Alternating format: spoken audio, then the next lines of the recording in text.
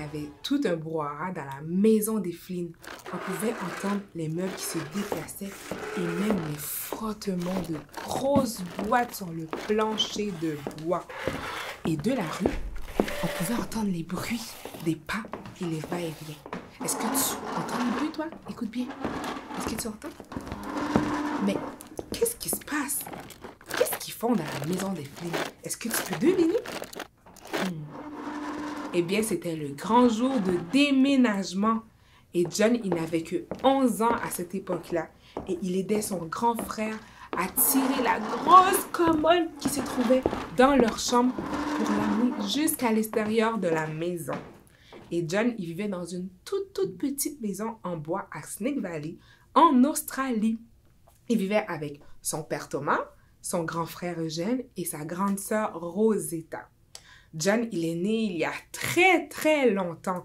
Est-ce que tu veux savoir c'est quand? Ben ça, c'est en 1880.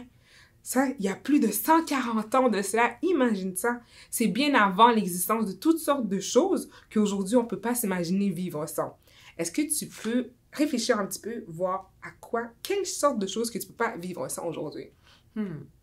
Peut-être un micro-ondes ou sinon des jeux vidéo, hein? Ou la télévision, hein? Tu peux imaginer toutes sortes de choses. À cette époque-là, ça n'existait pas. Et même, les gens utilisaient des télégrammes ou sinon du papier et un crayon pour envoyer des lettres au lieu de écrire à l'ordinateur ou utiliser un téléphone intelligent pour envoyer des messages textes. Donc, les gens, ils communiquaient par télégramme et par des lettres. Et même, imagine ça, au lieu de prendre une voiture ou sinon l'avion pour voyager, ben, ils utilisaient des trains, des wagons ou même des sortes de voitures tirées par des chevaux. Wow! Ça, c'est il y a très longtemps.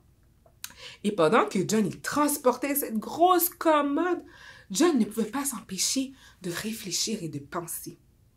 Ah, mais qu'est-ce qui se passe? John était tout d'un coup, il était triste. Il était triste parce qu'il devait déménager à nouveau. Il se disait en lui-même, oh, je dois sûrement déménager plus que la majorité des enfants de la planète. Est-ce que toi, tu as déjà déménagé? Peut-être que tu as déménagé une fois, ou deux, ou trois, 4, 5, 6, je sais pas. Mais John, il avait déménagé souvent dans sa vie. Et tous les endroits où John habitait, normalement, se trouvaient dans la région la plus peuplée d'Australie. Donc, l'endroit où est-ce que plus de population vivait. Et ça, se trouvait dans le sud de l'Australie, qui était près des océans.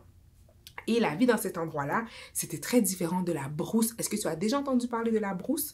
La brousse, ben, c'est l'endroit où est-ce que John va vivre plus tard dans sa vie, lorsqu'il va être un peu plus vieux. Et là-bas, dans la brousse, ben, certaines familles passaient plusieurs mois sans voir d'autres personnes. Et même dans ces villes-là, parce que les villes étaient si petites et il n'y avait pas de magasins ou des services lesquels les habitants étaient habitués, comme par exemple les cliniques médicales. Je suis tellement impatiente de te parler de toutes les choses incroyables que Dieu a fait pour John lorsqu'il était dans la brousse et comment il l'a aidé, qu'il l'a accompagné afin qu'il puisse annoncer l'évangile, parler de Jésus aux habitants de la brousse. Wow! John va vraiment accomplir beaucoup de choses avec l'aide de Dieu dans la brousse. Mais l'enfance de John n'a pas toujours été facile. Et si tu veux savoir la suite de l'histoire, je t'attends dans le prochain épisode. À bientôt!